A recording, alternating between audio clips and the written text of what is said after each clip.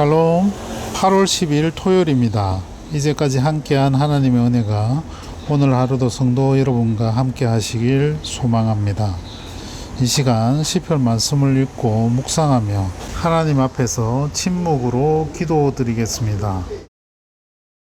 시편 95편 3절에서 4절 말씀입니다.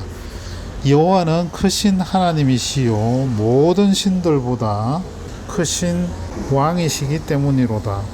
땅의 깊은 곳이 그의 손안에 있으며 산들의 높은 곳도 그의 것이로다.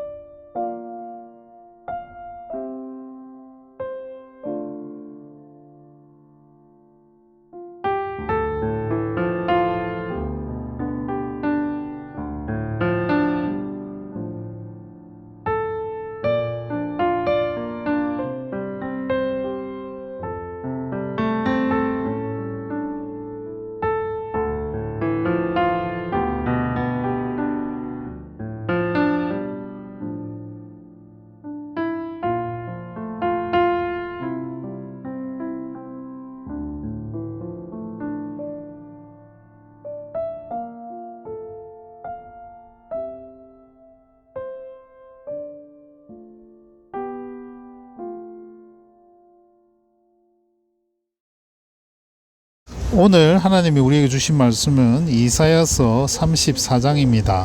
함께 말씀을 읽고 우리에게 들려주시는 하나님의 음성을 듣겠습니다.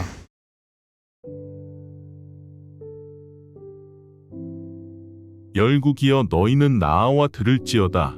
민족들이여 귀를 기울일지어다. 땅과 땅에 충만한 것, 세계와 세계에서 나는 모든 것이여 들을지어다. 대저 여호와께서 열 강을 향하여 진노하시며 그들의 만군을 향하여 분내사 그들을 진멸하시며 살육당하게 하셨은즉 그 살육당한 자는 내던진 바 되며 그 사체의 악취가 솟아오르고 그 피의 산들이 녹을 것이며 하늘의 만상이 사라지고 하늘들이 두루마리 같이 말리되 그 만상의 쇠자남이 포도나무 잎이 마름 같고 무화과나무 잎이 마름 같으리라.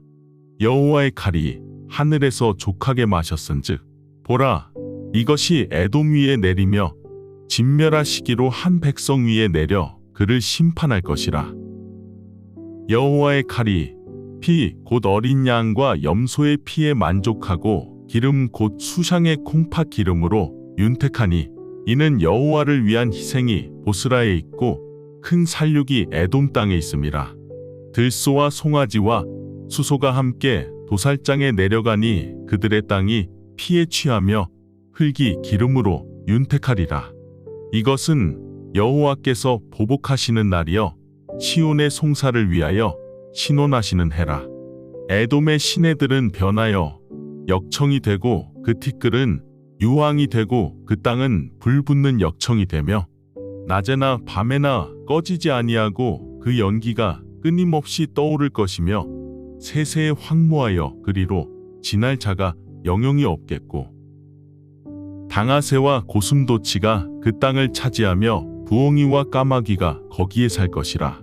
여호와께서 그 위에 혼란의 줄과 공허의 추를 들이우실 것인즉 그들이 국가를 이으려 하여 귀인들을 부르되 아무도 없겠고 그 모든 방백도 없게 될 것이요 그 궁궐에는 가시나무가 나며 그 견고한 성에는 엉겅퀴와 새품이 자라서 승냥이의 굴과 타조의 처소가 될 것이니 들짐승이 이리와 만나며 수염소가 그 동류를 부르며 올빼미가 거기에 살면서 쉬는 처소로 삼으며 부엉이가 거기에 깃들이고 알을 낳아 까서 그 그늘에 모으며 솔개들도 각각 제 짝과 함께 거기에 모이리라.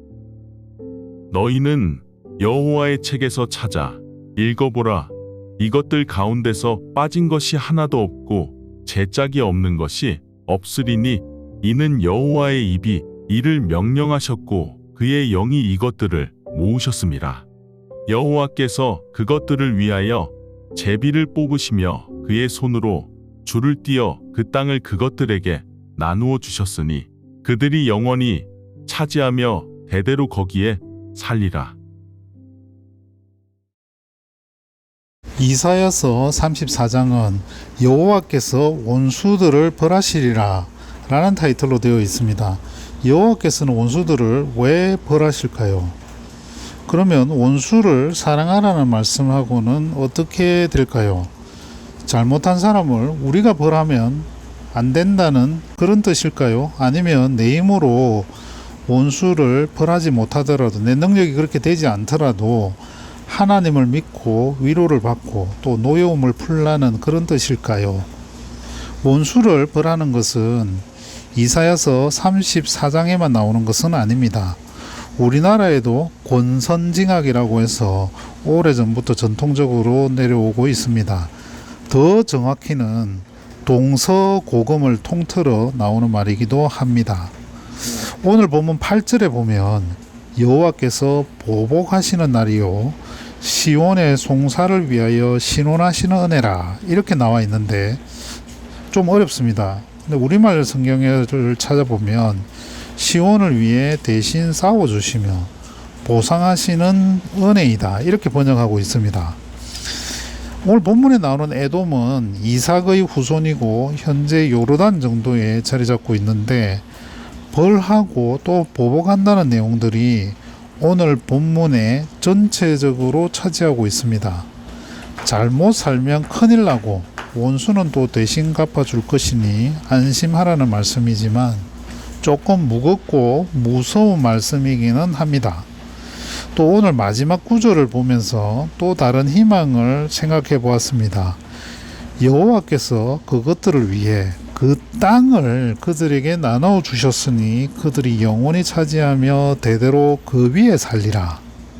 저는 이 말씀을 보면서 얼마 전에 이사를 했던 경험, 그리고 저는 결혼한 이후로 크고 작은 이사를 10번 정도 했는데 한 번도 순탄했던 적이 없습니다. 그래서 오늘 말씀처럼 하나님이 주신 땅에서 영원히 제대로 살기를 바라보는 마음이 있습니다.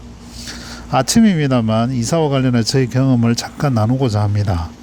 한 번은 이사를 했는데 새로 이사를 간 곳이 사다리 차를 쓸 수 없도록 돼 있었습니다. 문제는 복도식 주상복합이었는데 복도가 매우 길었습니다. 그 다음 이사 때는 중개사에게 사다리 차를 쓸 수 있는지 확인하고 또 계약을 했는데 잘못 알려주어서 외곽 계단에 연결하여 복도를 한번 꺾어서 카트를 밀고 다니는 곳이었습니다. 또 다른 곳에서는 층고, 그 천정 높이가 문제가 되었습니다. 책장을 학교 연구실에 분산시키러 갔는데 지하 주차장 입구의 높이 제한에 걸려서 책장을 다시 눕히고 또 집은 장롱 높이가 안 맞아서 사용할 수가 없게 되기도 했습니다. 그 장롱은 신혼 때도 사지 않았다가 결혼한 지 10여 년이 지난 후에 아내가 참고 기다리고 고르고 골라서 구매한 것이었습니다.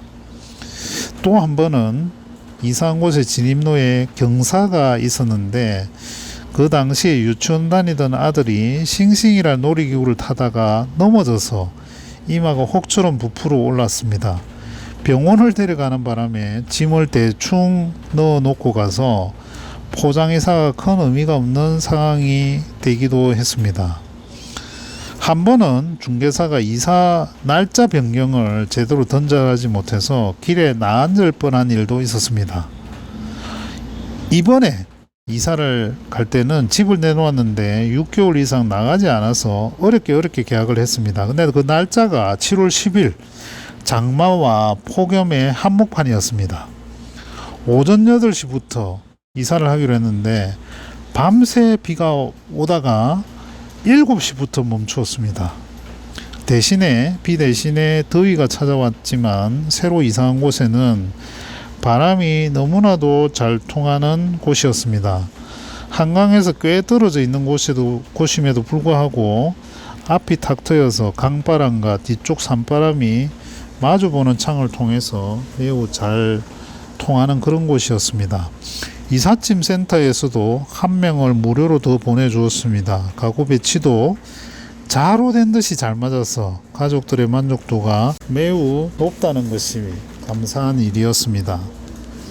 그럼에도 불구하고 인생은 나그네 길이라 하기도 하고 이사는 매우 힘든 일입니다.